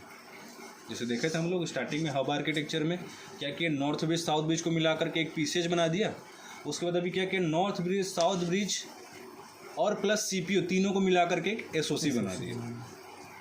ठीक है, तो एक इस मॉडल की बात कर रहा था N5010 का, तो हमको कहाँ से आइडिया मिला कि यहीं से हम लोग देखें, मतलब हम लोग यहाँ पर से पॉसिबिलिटी। देखो यहीं पे हमको एक हिंट और क्या मिला, ये सेकंड क्लू बताया ना कि हमारा अगर एलवीडी का कनेक्शन एमडी चिप के साथ में और पीसीएच के साथ में, दोनों के साथ दिए, मतलब कि ये कन्वर्ट हो सकता है। अब यहाँ पे हमको करना क्या होगा, सिंपली जब हमको ग्राफिक्स को हटाना होगा तो सीधे ग्राफिक्स चिप को हम लोग हटा देंगे, इसकी सप्लाई हटा देंगे, समझ लो एक मोटा मोटा, या चिप को भी हटा देंगे। साथ ही इसका जो ये जो पाथ है, जो क्या इस कंपोनेंट जो दिया है यहाँ पे क्या लिखा है, डिस्क्रीट लिखा है, मतलब कि इस रास्ते पे लगे हुए रजिस्टर्स होंगे, इस सब रजिस्टर को हम लोग हटा देंगे, और इस रास्ते पे कोई रजिस्टर जो नहीं लगा होगा यहाँ पे हमको रजिस्टर को लगा देना है। बेसिकली शिफ्टिंग वाला काम बोलो। यहाँ पे देखो लेवल शिफ्टर करके लिखा हुआ है। ठीक है, यहाँ पे हम क्या करेंगे, इधर के कंपोनेंट को हटा देंगे और इधर के कंपोनेंट को ऐड कर देंगे। ठीक है, इसको करना है हमको रिमूव और इसको करना है ऐड। तो हमारा क्या होगा, ग्राफिक्स चिप तरफ से सिग्नल हट करके हमारे पीसीएच चिप की तरफ से वो जाना चालू कर देगा। अब यहाँ पे कुछ चीज़ें भाई, चलो ग्राफिक्स प्रोसेसिंग तो हट गया, सीपीयू की तरफ से जा रहा था, हम चिप को हटा दिए, लेकिन अब इंटरनल ग्राफिक्स भी तो चाहिए। ये तो एक्सटर्नल ग्राफिक्स था, अब एक्सटर्नल ग्राफिक्स हट गया तो इंटरनल ग्राफिक्स कहाँ से पैदा करोगे? तो क्या बताया, यहाँ पे हमारा काम आएगा हमारा सीपीयू के अंदर का। ठीक है, अब यहाँ पे हमको थर्ड क्लू देखना है जो बहुत इंपॉर्टेंट है, जो मोस्टली लोग ध्यान नहीं देते। एक दो चीज़ को देख लेंगे, तीसरे चीज़ में नहीं जाएंगे कि क्या ये सीपीयू का ग्राफिक्स हम लोग यूज़ कर सकते हैं कि नहीं। यही सबसे बड़ा गेम है इसमें, समझने लायक। अगर किसी तरह से हमको पॉसिबिलिटी दी है कि हाँ हम इस इंटरनल ग्राफिक्स को यूज़ कर सकते हैं, तो समझ लो कि 100% हमको सक्सेस रेट वहाँ पे देखने को मिलेगा। यही मेजर फ़र्क देखेंगे। कैसे चीज़, अब मैं कैसे पता करूँ कि मैं इंटरनल ग्राफिक्स को इस मॉडल का यूज़ कर सकता हूँ कि नहीं। देखो इमेज में एक चीज़ दिखाता हूँ और यहाँ पे भी आ जाएंगे। सिंपल एक सीपीयू सॉकेट के बारे में थोड़ा स्टडी करना पड़ेगा। जैसे सीपीयू सॉकेट दिया है ना, तो इस सीपीयू सॉकेट में इस सीपीयू का जो ग्राफिक्स है, इस सप्लाई इसको भी चाहिए होगा। इसको सप्लाई या तो अब तुम चाहो तो इसी चिप से ही दे सकते हो। ठीक है, कई बार देखना कई सारे नॉन ग्राफिक्स कन्वर्ट करते हैं, हम लोग तार खींच के लाते हैं, तो क्या करते हैं इसके ग्राफिक्स को सप्लाई देते हैं। और कई बार हम लोग अगल बगल से उसमें जैसे VCC ऐसे के सप्लाई को ही उसी को दे देते हैं। तो यहाँ पे देखेंगे जैसे N5010 वाले मॉडल में, तो एक इसका सिंपल है, इसको याद रखना 80 24 या 23 इसी कुछ है, बट 24 मेरे को याद आ रहा है, पर मैं इसको सर्च करता हूँ। ठीक है, शायद 80 23 है शायद।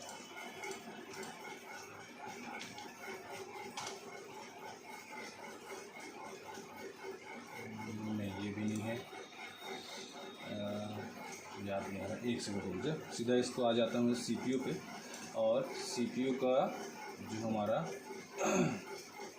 तो 80 24 या 23 इसी कुछ याद आ रहा है। जो सॉकेट रहता है ना ग्राफिक्स का, मैं N5010 में हूँ ना, अगर 80 24 करके एक्चुअली इसके सॉकेट के पास में आ जाते हैं, जहाँ पे हमारा दिया होगा, आ गया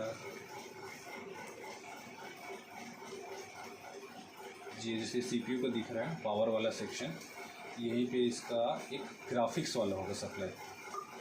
BCC कोड दिया है 83.4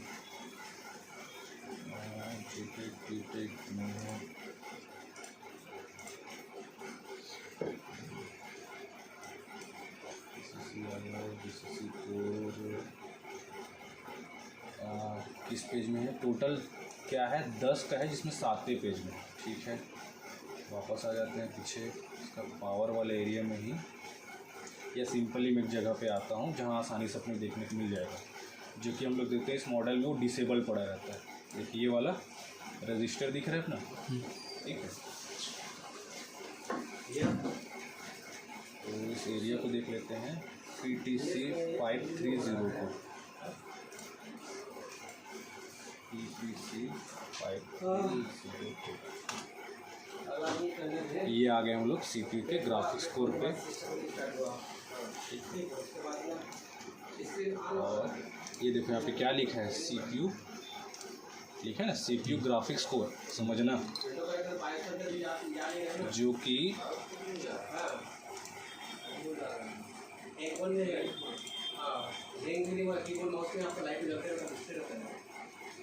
8021 था यार, सॉरी, ये 8021 क्या है ये? CPU, ध्यान देना, ये देखो CPU इधर पे लिखा है CPU, ठीक है।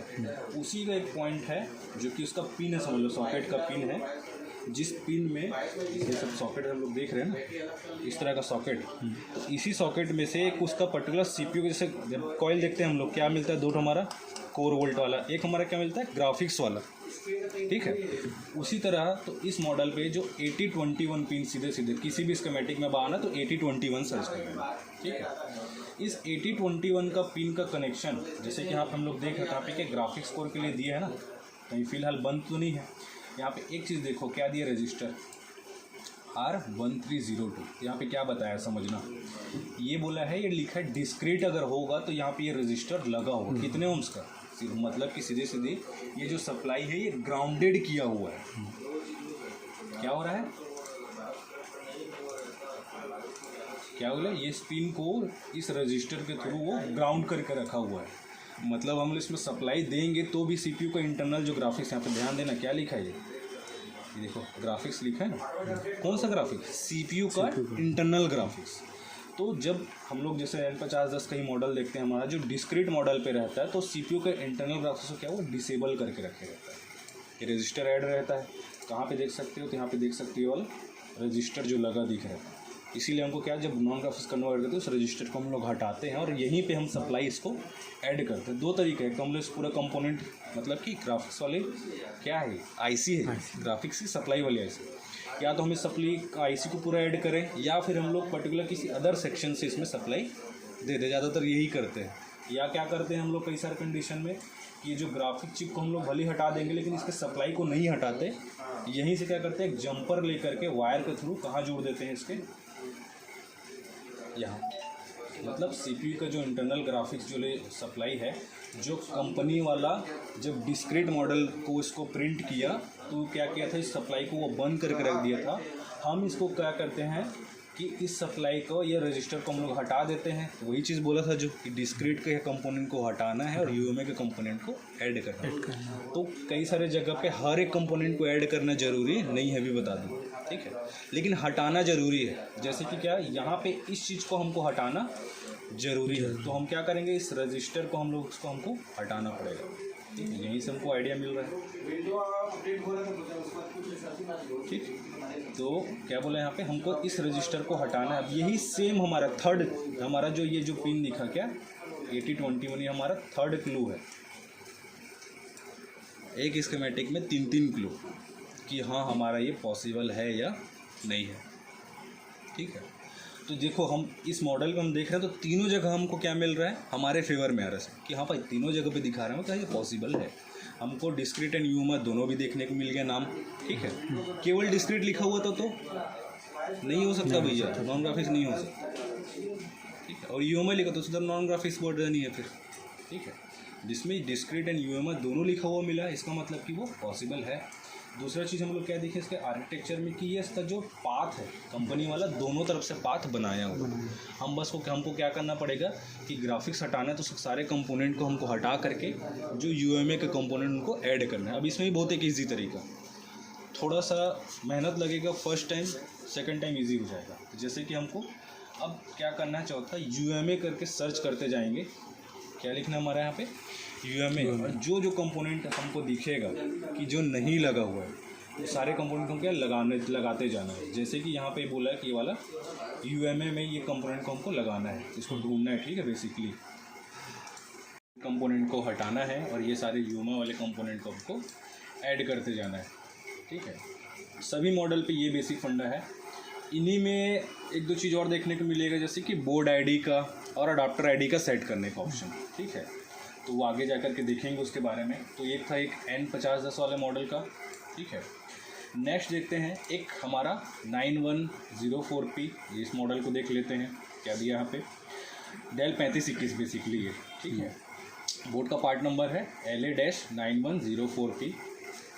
यहाँ पे भी देखो हमको वो पहला क्लू मिला देखने के लिए।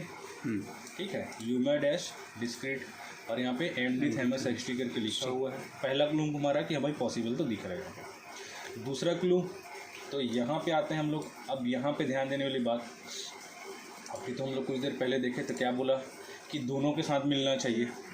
ठीक है, सेकंड क्लू ये भी बोला था उसमें, ध्यान अगर दिए हुए, कि कम से कम क्या बोला कि दोनों के साथ में कनेक्शन हो, या तो CPU के साथ या तो PCH के साथ में कम से कम होना चाहिए। तो जैसे अगर हम लोग इस मॉडल पे देखें, अब इसमें LVDS का सिग्नल कहाँ से आउट हो रहा है, तो ये हमारा PCH SM7P6 पैंथर पॉइंट का इंटेल का PCH चिपसेट है। ठीक है, जिसके थ्रू क्या हो रहा है, हमारे LVDS का सिग्नल आउट हो रहा है। अब इस कंडीशन में कैसे होगा, देखो ग्राफिक चिप दी है यहाँ पे, तो अगर ये ग्राफिक्स लगा भी होगा और नहीं भी लगा, दोनों कंडीशन में इसमें जो हमारा डिस्प्ले आउट हो रहा है वो LVDS से ही आउट हो रहा है। देखो ऐसे कंडीशन में ऐसे टाइप का मदरबोर्ड को हम लोग बोलते हैं स्विचेबल ग्राफिक्स। क्या बोलते हैं उसको, स्विचेबल ग्राफिक्स, कि ऑटो स्विच लेता है। ऑटो स्विच करने का मतलब कि अगर उसको ग्राफिक्स का यूज़ होगा तो क्या होगा, ग्राफिक्स चिप को इस्तेमाल करेगा, ग्राफिक्स के अंदर को प्रोसेस करके उसको वापस CPU से फिर वापस PCH में दे करके यहाँ से आउट करेगा। ठीक है, अगर ग्राफिक्स का यूज़ नहीं है बेसिकली सिंपल लैंग्वेज में, तो ये उस तरह के मॉडल है जिनमें केवल इसका सप्लाई, ग्राफिक्स की सप्लाई को बंद कर दो, ये ऑटोमेटिकली नॉन ग्राफिक्स हो जाएगा। मतलब कि जो CPU के इंटरनल जो ग्राफिक्स है वो यूज़ आने लगेगा और वो अपने हिसाब से इसका फंक्शन चालू कर देगा। बहुत ईजी है। ठीक है, और ऐसे 100 से भी ऊपर, 100-200 से ऊपर ऐसे मॉडल है जिनका काम सिंपल ये है कि केवल ग्राफिक्स की सप्लाई को हटा दो और हमारा ग्राफिक्स से नॉन ग्राफिक्स में कन्वर्ट हो जाएगा। ठीक है, तो क्या ध्यान देना, स्विचेबल ग्राफिक्स वैसे कंडीशन में। तो ये भी हमारा पहला क्लू दिखा था कहाँ पे, कि हमारा UMA एंड डिस्क्रीट करके लिखा हुआ है, इसका मतलब कि हमारा पॉसिबल है पहला जगह। ठीक है, पहला क्लू था। सेकंड क्लू हमको देखने को मिला कि LVDS का जो कनेक्शन है, बोर्ड में ग्राफिक चिप दिया भी है, उसके बावजूद भी LVDS का सिग्नल किससे आ रहा है, हमारे PCH के साथ। तो ये हमारा सेकंड क्लू है। थर्ड, यहाँ पे 8021 में आने की ज़रूरत नहीं, क्योंकि सॉकेट वाला तो कहानी इसमें है नहीं। फिर भी देखते हैं कि इसमें 8021 वाला पिन या वो मेथड काम करेगा क्या। तो इसमें ज़रूरत नहीं है, बेसिकली इनबिल्ट प्रोसेसर यहाँ तो साफ साफ हमको वहाँ पे दिखा दिया ऑप्शन। ठीक है, कहाँ पे ऑप्शन दिखा दिया हमारा, देखो बेसिकली दिक्कत क्या पता है, 3521 हमारा जो है ये SOC वाला बोर्ड है। ठीक है, हमारा जो CPU है वो इनबिल्ट है, और यहाँ पे क्या बोला कि ये स्विचेबल ग्राफिक्स है, तो केवल ग्राफिक्स के सप्लाई को बस हटाने की ज़रूरत है। CPU के अंदर का ग्राफिक्स ऑलरेडी पहले से ही इनेबल है। तो मे भी पॉसिबल इस मॉडल में हम लोग अगर चेक करेंगे तो हमको दो डिस्प्ले अडाप्टर दिखेगा, एक इंटेल HD का भी दिखेगा और एक AMD का इसका ग्राफिक्स वाला ड्राइवर ये भी दिखाई देगा। ठीक है, ये दूसरा हो गया। तीसरा जाते हैं हमारा डेल 3542 जो कि प्योर SOC वाला है। ठीक है, मतलब उसमें SOC का मतलब जैसे बताया कि PCH प्लस ICH और GMCH मिल के बना था PCH, तो PCH प्लस CPU मिल के बना क्या, SOC, सिस्टम ऑन चिप भी बोलते हैं उसको, या ऑन बोर्ड CPU भी बोल सकते हैं। तो यहाँ पे इंटेल का ब्रॉडवेल CPU करके दिया हुआ है। ठीक है, यहाँ पे देखो दो चीज़ के बारे में लिखा है, तो CPU लिखा है और यहाँ पे WPTLP लिखा है, बेसिकली PCH के बारे में बता रहा है। ठीक है, तो अब यहाँ पे ध्यान देते हैं इस मॉडल पे हमको क्या क्या, इस मॉडल पे या इस बोर्ड पे हमको क्या क्या क्लू देखने को मिला। हमारा यहाँ पे डिस्क्रीट यूएमआर लिखा तो कहीं लिखा नहीं देखने को मिल रहा है, ठीक है। कहीं भी हमारा डिस्क्रीट एंड यूएमए लिखा हुआ नहीं मिल रहा है। लेकिन हमारा एलवीडीएस का कनेक्शन देखते हैं कि किस में से है। देखो ग्राफिक चिप तो यहाँ पे दिख रहा है, ठीक है। तो यहाँ पे क्या लिखा है, डिस्क्रीट ओनली। और यहाँ पे हम लोग एलसीडी या एलवीडीएस का कनेक्शन देख रहे हैं तो यहाँ पे एडीपी टेक्नोलॉजी इस्तेमाल हुई है, जो कि किस में से आ रहा है। तो सीधा मैं बोलूँ तो मेरा सीपीयू से आ रहा है या सीपीयू के पीसीएच वाले पार्ट से आ रहा है, ठीक है। तो इस कंडीशन में हमारा ये मॉडल जो है ये कन्वर्टेबल है। कैसा, बहुत ईजी वे पे सिंपली इसका सप्लाई को बंद करेंगे हम लोग, किसका, ग्राफिक्स सप्लाई को, जीपीयू सप्लाई बंद कर देंगे या डिस्कनेक्ट कर देंगे। ये सिंपली किस में स्विच हो जाएगा, नॉन ग्राफिक्स में। कुछ नहीं करना है, ख़त्म कहानी, ठीक है। एक ये मॉडल है जो हमारे बहुत सीखने वाला चीज़ है, UM3 UM6 ये भी पीसीएच वाला, ध्यान देना। जैसे कि मैं बोला पीसीएच मतलब तो पॉसिबल होना चाहिए था, बट पीसीएच में भी क्या है कि डिस्क्रीट ही बना सकता है या तो यूएमए भी बना सकता है, ठीक है। तो जैसे इस मॉडल पे हम लोग देखें तो यहाँ पे क्या बता रहा है, मैं सिंपली बोला है कि चीज़ क्या कि एलवीडीएस कनेक्शन पे आ जाए। इस मॉडल पे UM3 या UM6 का जो मॉडल है डेल का 1464, 1564, 1764, ठीक है। ये तीनों मॉडल एक ही है। इसमें क्या है, केवल डिस्क्रीट वाला ही स्कीमेटिक है ये, ठीक है। यह डिस्क्रीट का ही मॉडल है, मतलब कि इस मॉडल पे अगर कोई ग्राफिक्स वाला बोर्ड आएगा तो आप उसको नॉन ग्राफिक्स नहीं कन्वर्ट कर सकते। क्यों, जैसे कि हम लोग देख सकते हैं यहाँ पे क्या दिया है कि सीपीयू दिख रहा है यहाँ पे रैंडल का, यहाँ पे रैंडली का, और यहाँ पे पीसीएच दिया होगा। जो एलवीडीएस का कनेक्शन है वो किसके थ्रू आ रहा है, ये ग्राफिक चिप के थ्रू।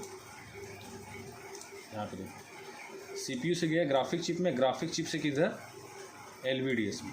अगर हम इस चीज़ को हटा देंगे तो एलवीडीएस के पास में कोई रास्ता ही नहीं है कहीं से आने के लिए। जैसे कि हमारा कनेक्शन या तो इधर देना चाहिए था या फिर इसका कनेक्शन हमारा इसके साथ में दिया होता, तो हाँ उस कंडीशन में हम ग्राफिक चिप को हम लोग रिमूव कर देते हैं तो पॉसिबल होता है कि ये नॉन ग्राफिक्स कन्वर्ट हो जाए। सेकेंड पार्ट आ जाता है 8021 वाले पॉइंट में आ जाते हैं इसके। जैसे अभी देख रहे थे 8021 वाला पिन, यहाँ देखो ये क्या दिया है, इंटरनल ग्राफिक्स है सीपीयू का, है ना, ये पूरा ये ग्राफिक्स सप्लाई वाला पिन। और यहाँ पे क्या दिख रहा है, ये पूरा का पिन ग्राउंडेड पड़ा हुआ है, कहीं पे कोई रजिस्टर का कोई ऑप्शन ही नहीं है। जैसे कि हम लोग अभी देखे थे ना N5010 वाले में,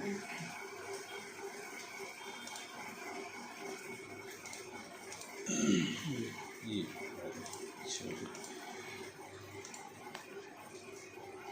यहाँ पे तो जैसे इसमें देख रहे हैं ये क्या दिख रहा है, कनेक्शन दिख रहा है ना आते हुए। इसको ग्राउंड कैसे करवाया था, रजिस्टर के थ्रू। अब मान लीजिए इसी को टोटली यहीं से पूरा इसका ग्राउंड ही जोड़ दिया जाए तो पॉसिबल ही नहीं फिर सीपीयू के इंटरनल ग्राफिक्स को हम लोग एक्टिव कर सके। वही सेम चीज़ यहाँ पे देखने को मिल रहा है कि इसमें क्या है कि कहीं भी सप्लाई को कोई पॉसिबिलिटी ही नहीं छोड़ा है कि सीपीयू के तुम इंटरनल ग्राफिक्स को सप्लाई दे करके उसको एक्टिव कर सको। तो ऐसे कंडीशन में लोग क्या बोलते हैं कि ये मॉडल हमारा नॉन ग्राफिक्स नहीं हो सकता, सिंपल लैंग्वेज में, ठीक है।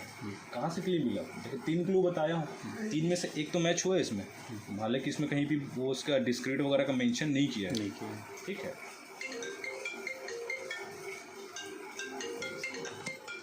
अगर हम लोग क्या देखें, हमको क्लू देखने को मिला जैसे 8021 वाला पिन कि भाई अगर हमारा ग्राफिक्स का जो सप्लाई है सीपीयू का अगर उसको डिसेबल करके रख दिया है तो हम इस कंडीशन में इसको हम लोग एक्टिव नहीं कर सकते, सीधे सीधे ये नॉन ग्राफिक्स नहीं हो सकता। नेक्स्ट एक और मॉडल आते हैं हमारे के यहाँ पे DV6, ठीक है। यहाँ पर भी देखते हैं यहाँ पे क्या सिचुएशन देखने को मिल रहा है हमारा। तो ये थोड़ा सा पुराना मॉडल है, ICH वाला मॉडल है, ठीक है, एक स्टडी के लिए कम से कम कन्फर्मेशन की।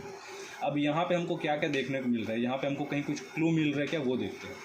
जैसे कि यहाँ पे ग्राफिक चिप है वो तो 100% श्योर है, यहाँ पे 2 चीज़ का दिया है, यहाँ पे 64 बिट और 128 बिट वाला, ठीक है, NVIDIA का ही ग्राफिक चिप है। यहाँ भी वही चीज़ मिल रहा है हमको कि अपना LCD जो कनेक्शन है वो किसके थ्रू आ रहा है, ग्राफिक्स कार्ड के थ्रू। तो मतलब सेम प्रॉब्लम यहाँ भी फेस करने को मिलेगा हमको कि अगर हम इस ग्राफिक चिप को रिमूव कर देंगे तो इसका सिग्नल कहीं से आने का या चेंज करने का कोई ऑप्शन है ही नहीं। चेंज करने का मतलब जैसे यहाँ पे हम लोग देख रहे थे स्कीमेटिक में, तो यहाँ पे हमको क्लू दिया था ना, ये देखो इस टाइप का इधर भी कनेक्शन है उधर भी कनेक्शन, दोनों साथ जुड़ा हुआ है, ठीक है। इसके बाद भी हम लोग देखे थे तो यहाँ से कनेक्शन डायरेक्ट पीसीएच से था, ग्राफिक्स चिप से डायरेक्ट यहाँ तो ये भी पॉसिबल नहीं होता, ठीक है। तो एक ये भी मॉडल अगर हम बोले तो ये मॉडल हमारा ग्राफिक्स से नॉन ग्राफिक्स कन्वर्ट करना पॉसिबल नहीं है, सीधी सीधी बात है, ठीक। और देखते हैं हमारा एक DV6 है, इस मॉडल पे हम लोग देखें तो देखो ये एक मॉडल है जो कि नॉन ग्राफिक्स कन्वर्ट करना पॉसिबल है। ठीक है, पीछे चाहे प्लेटफॉर्म कंट्रोलर हब करके लिखा भी हुआ है। यहाँ पे देखो हमारा जो CRT का कनेक्शन है, यहाँ पे क्या दिया है कि ये ग्राफिक्स चिप से भी आता हुआ दिख रहा है और एक इधर से भी देखो कनेक्शन दिख रहा है ना। हालांकि बीच में क्या लगा है, एक डिस्प्ले मक्स मतलब एक और कंट्रोलर लगा हुआ है जो कि क्या करेगा, डिस्प्ले कनेक्शन को कंट्रोल करेगा। अब ये चाहे तो ये इधर से ग्राफिक्स चिप से भी लेकर के देख सकता है और चाहे तो इधर से भी दे सकता है। तो यहाँ पे हमको क्या करना पड़ेगा, वही सेम मेथड कि डिस्क्रीट कंपोनेंट को हटाना है, यूएमए कंपोनेंट को ऐड करना है। तो इस तरह से हम इसमें कन्वर्ट कर सकते हैं। ठीक है, एक हमारा आता है बहुत मोस्ट हॉट टॉपिक वाला सब्जेक्ट रहता है हमेशा, MBX 224। अब इसका लेटेस्ट में कुछ मतलब बोलोगे तो इम्पॉसिबल चीज़ है, लेकिन पॉसिबल हो रहा है अभी की डेट में। अब उसका रीज़न थोड़ा सा कुछ थेरिकली है, उसको भी डिस्कस करेंगे आगे। जैसे कि मैं बोल रहा हूँ कि हमारा इस मॉडल है MBX 224, सोनी का बहुत कॉमन चीज़ है। ठीक है, अब इस मॉडल का बोला जाता है, कुछ लोग बोलते हैं कि ये कन्वर्ट हो सकता है, कुछ लोग बोलते हैं नहीं हो सकता है। ठीक है, अगर अभी तक जितने भी हम लोग थेरिकली देखे हैं तो यहाँ पे अगर देखा जाए तो ये कन्वर्ट पॉसिबल तो नहीं दिख रहा है अपने को। रीज़न बोल रहा हूँ, LVDS का जो कनेक्शन है केवल ग्राफिक चिप से है, PCS से तो है ही नहीं, ना ही कोई CPU से है। तो भाई डिस्प्ले अगर इस ग्राफिक चिप को हम लोग हटा देंगे तो इसमें डिस्प्ले यहाँ से आएगा कहाँ से इसमें। ठीक है, यहाँ पे एक दो चीज़ की पॉसिबिलिटी अभी हो रही है। ठीक है, एक दो चीज़ की पॉसिबिलिटी क्या, ध्यान देना, ये जो मदरबोर्ड बना है ये दो मॉडल पे बना हुआ है। एक देखो एक M960 है और एक M970। ठीक है, तो और यहाँ भी ध्यान देना, यहाँ पे दो चीज़ दी है, model Calpella platform plus MD Madison park discrete बोला है। ठीक है, तो हालांकि UMA का मेंशन नहीं किया है, लेकिन यहाँ पे एक पार्क डिस्क्रीट करके एक नया चीज़ ऐड हुआ है इसमें, AMD है प्लस पार्क डिस्क्रीट करके। ठीक है, तो यहाँ पे एक ही मतलब है कि यहाँ पे जो चिप दिख रही है ग्राफिक्स चिप, इस ग्राफिक्स चिप में दो पॉसिबिलिटी बनी हुई है। ठीक है, कि ये as a AMD chip graphic chip की तरह भी वर्क कर सकता है, या फिर एक पार्क XT की तरह भी वर्क कर सकता है। जैसे कि यहाँ पे जो लिखा है, बेसिकली रहने को ये भी एक ग्राफिक्स ही होगा, लेकिन क्या होगा, ये लोअर ग्राफिक्स होगा और बेसिकली वो ग्राफिक चिप को इस्तेमाल भी करेगा, लेकिन उस पर लोड नहीं होगा बिल्कुल भी। जैसे कि इस मॉडल का नॉन ग्राफिक्स कन्वर्ट करने का डेटा ऑलरेडी नेट में अवेलेबल है। बेसिकली वो नॉन ग्राफिक्स कन्वर्ट करने का नहीं है, वो AMD से वो पार्क XT में कन्वर्ट करने का ऑप्शन है। ठीक है, इसमें भी एक चीज़ और देखने को मिल रहा है कि बायोस के थ्रू इसको कन्वर्ट किया जा सकता है, वो बोल रहे हैं। दरअसल वो बायोस के थ्रू कन्वर्ट नहीं हो रहा है, बस ये सेम जो मेथड बताया है कि वो AMD से चेंज करके वो पार्क XT में जा रहा है बेसिकली। तो वो हाई ग्राफिक्स को इस्तेमाल ना करके एकदम लोअर ग्राफिक्स जो है, मतलब स्टैंडर्ड HD वाला, बस उसी पे वर्क कर रहा है वो। ठीक है, डिस्प्ले आता तो ख़त्म, कहानी समझने लगते हैं। बट अगर मैं प्रैक्टिकली बोलूँ तो ये मॉडल भी हमारा नॉन ग्राफिक्स कन्वर्ट करना पॉसिबल नहीं है। देखो एक दो हिंट देखते हैं। पहला तो हिंट हम यहीं पे देखने को मिल गया, दूसरा क्या बोला, 80-20 भाई CPU का इस्तेमाल तो करना है ना ग्राफिक्स, तभी तो बोलोगे कि भाई हाँ CPU ग्राफिक्स इस्तेमाल करा तो इंटेल HD वर्क करेगा, तभी तो भाई बोलोगे कि भाई नॉन ग्राफिक्स हो गया करके। अब यहाँ पे भी हम लोग देखें तो कहीं से दिख रहा है कुछ ऑप्शन कि कुछ सप्लाई क्या किया है, टोटली ग्राउंडेड किया है ना। तो जब CPU का इंटरनल ग्राफिक्स को आप यूज़ नहीं कर रहे हो तो इंटेल HD ग्राफिक्स का वहाँ पे शो कहाँ करेगा, वो क्या आएगा इसमें। हो सकता है कि स्टैंडर्ड HD करके वो दिखाना चालू कर दे। ठीक है, PCH वगैरह का जो लोअर ग्राफिक्स इस्तेमाल या बेसिकली ग्राफिक्स को ही यूज़ कर रहा होगा, लेकिन उसका क्या बताया कि वो पार्क XT वगैरह पे हो सकता है। ठीक है, तो फिलहाल अभी तक अपन किए तो नहीं है, लेकिन देखे हैं कई सारी चीज़ों के लिए कि ऐसा भी सुनने को मिल रहा है। अच्छी बात अगर हो जाए तो। फिलहाल अगर हार्डवेयर तौर पे बोलूँ तो हार्डवेयर में चेंजेस करके इसको नॉन ग्राफिक्स कन्वर्ट तो नहीं किया जा सकता, सिंपल नहीं बोलूँ। ये कर दे भाई, क्या कर सकते हैं उसको कि ग्राफिक्स से नॉन ग्राफिक्स वाला मदरबोर्ड लगवा दो, MBX 224 की जगह MBX 223 लगा दो। अब यहाँ पे देखो एक चीज़ क्या दिया है, for disable Ironlake graphics VAXG should be connected to ground when disable high GPU। क्या बोला, समझ में आया। इंटरनल ग्राफिक्स को डिसेबल करके ही रखा गया है। ठीक है, और इंटरनल यही बोला कि CPU का ग्राफिक्स को अगर डिसेबल करके रखना है तो उसको क्या करना पड़ेगा, इस पिन के ग्राफिक्स सप्लाई के पिन को ग्राउंडेड ही रखना पड़ेगा। ये देखा VAXG वाले जितने भी VAXG दिख रहा है टोटल कितना 36 पिन है। टोटल 36 पिन को क्या है ग्राउंड करके ही रखना है उसको। ये इंटरनल जीपीयू को बंद करने के लिए, यहाँ पे आई जीपीयू लिखा है, इंटरनल ग्राफिक्स को बंद करने के लिए, ठीक है। और वो कंपनी वाला इसको बंद करके ही रखा हुआ है, कहीं पे इसमें सप्लाई देने का ऑप्शन ही नहीं छोड़ा है, ठीक। तो ये था ग्राफिक्स नॉन ग्राफिक्स के बारे में टोटल कहानी। अब पॉसिबिलिटी तो अनगिनत मिलने को मिल रहा है बिग डेट में, जैसे कि रिपेयर करने के लिए क्या क्या हम लोग रिपेयर्स में कर सकते हैं, कौन कौन से मॉडल। अभी देख बहुत बड़ा डाउट होता है मन में कि हम पॉसिबल है कि नहीं, कैसे पहचाने, ठीक है। तो क्या बताया अभी, जितने भी 3 क्लूज इसमें बताया ये इनफ है। दूसरा चीज़ कि कुछ ग्राफिक्स जो मिलेंगे ऐसे स्विचेबल ग्राफिक्स, मतलब केवल ग्राफिक्स से सप्लाई को डिसेबल कर दो, मतलब डिस्कनेक्ट कर दो, वो ऑटोमेटिकली नॉन ग्राफिक्स कन्वर्ट हो जाएगा। ऐसे बोर्ड में एक चीज़ ये भी कर सकते हो कि सीधा ग्राफिक चिप को रिमूव कर दो, वो ऑटोमेटिकली नॉन ग्राफिक्स कन्वर्ट हो जाएगा, समझे। लेकिन उनका सप्लाई उपलाई को हटाना वो ज़्यादा बेहतर होता है।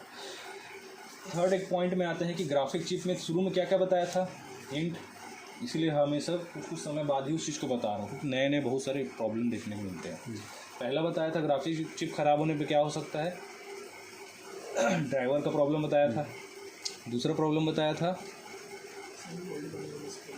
करेक्ट, सारे वोल्टेजेस बनते रहेंगे, डिस्प्ले आउट नहीं करेगा। तीसरा बताया था कि एक्सटर्नल मॉनिटर पे डिस्प्ले आ रहा होगा, इंटरनल स्क्रीन पे डिस्प्ले नहीं आ रहा होगा। चौथा सिचुएशन मिलेगा वो तो डेड में मिलेगा सीधे सीधे। देखो कई बार ड्राई होने की वजह से डेड भी हो जाता है इस वजह से, ठीक है। लेकिन ज़्यादातर केस में ड्राई की वजह से डेड तो बहुत कम मिलेंगे, पुराने मॉडल में मिलते थे। अभी नए मॉडल में डेड केस नहीं मिलता है। अभी नए मॉडल में ये डेड केस कब मिलेगा, ग्राफिक चिप की वजह से। अगर ये ग्राफिक चिप शॉर्ट है तो जब तक उस ग्राफिक चिप को रिमूव नहीं करेंगे तब तक वो शॉर्टिंग क्लियर नहीं होगा। जब तक शॉर्टिंग क्लियर नहीं होगा मदरबोर्ड को चालू नहीं करने देगा। ऐसे में कैसे हमको हिंट मिलेगा, तो कुछ मॉडल पे ऐसा होगा कि जैसे ही बोर्ड चालू करोगे एकदम एम्पेयर हाई हम एम्पेयर कंज्यूम करना चालू कर देगा, वो एक हमारा हिंट है। दूसरा है कि हो सकता है कि लैपटॉप जैसे ही पावर कनेक्टर ट्रिगर करो वो एक पल के लिए ऑन हुआ तुरंत बंद हो जाएगा।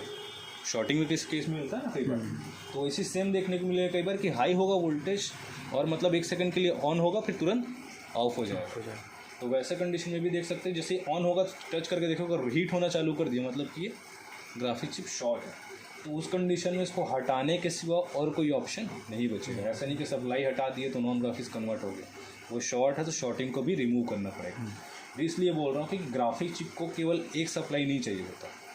ग्राफिक सप्लाई में कौन कौन सा सप्लाई है, तो ग्राफिक्स का खुद का सप्लाई पहला चीज़। दूसरा रैम का सप्लाई, ठीक है, रैम का सप्लाई और सीपीयू को भी सप्लाई, जो आपस में कनेक्टेड रहता है। बेसिकली देखना जैसे कि वीजे रैम वाला है, इस वीजे रैम का सप्लाई होगा, ठीक है। जैसे अक्सर यहाँ पे आईसी लगी रहती है अलग से, जो कि क्या करता है 1.5 वोल्ट का सप्लाई रहता है, वो बनाता है। ग्राफिक्स का खुद का सप्लाई रहता है, तो कई बार इनमें भी प्रॉब्लम हो सकता है। तो उनको भी अपने को अच्छे से चेक करना है कि ग्राफिक्स का रैम का सप्लाई तो मिसिंग नहीं है, एक आध कोई कैपेसिटर शॉर्ट हो सकता है, ठीक है, वो देख लेंगे। ग्राफिक्स वाली सप्लाई ग्राफिक्स शॉर्ट तो नहीं है, या ग्राफिक्स सप्लाई नहीं बन रही है तो बायोस करके देख सकते हैं। ऐसा देखते हैं ना, ग्राफिक्स बायोस की वजह से ग्राफिक्स सप्लाई नहीं बनती, तो बायोस करेंगे तो ग्राफिक्स सप्लाई बनना चालू हो जाएगा, वो भी करके देख सकते हैं। रिफ्लो करके देख सकते हैं, ठीक है। अंत में अगर डाउट जा रहा है तो फिर उसको नॉन ग्राफिक्स कन्वर्ट करके हम लोग देख सकते हैं। तो ये वीडियो तो बहुत लंबा चौड़ा होगा लेकिन बहुत काम का है, और ये जो डिटेल अभी बताया हूँ पूरे इंटरनेट में ये डिटेल अवेलेबल नहीं है। इतने डिटेल के साथ में कोई नहीं बताएगा। और एक चीज़ और बोल रहा हूँ, जो भी पॉसिबिलिटी सॉफ्टवेयर के थ्रू बहुत सारी पॉसिबिलिटी अभी हो रही है, क्योंकि सॉफ्टवेयर लेवल पे बहुत धीरे धीरे अपग्रेड होते जा रहे हैं। तो एक चीज़ ये है, जैसे हम लोग सॉफ्टवेयर के थ्रू भी ग्राफिक्स चिप को डिसेबल कर सकते हैं। अब कैसे, इसके पीछे क्या फंडामेंटल है, तो उसको करके तो फिलहाल नहीं बता पाऊँगा। थ्योरिकली एक चीज़ ये समझ लो कि कोई भी डिवाइसेस जो बोर्ड में लगे हैं, ठीक है, बायोस उसको क्या करता है, उसको आइडेंटिफाई करता है उसके साथ कम्युनिकेट करके, ठीक है। जैसे कि मैं एक छोटा सा एग्जांपल लेता हूँ रैम का, ठीक है।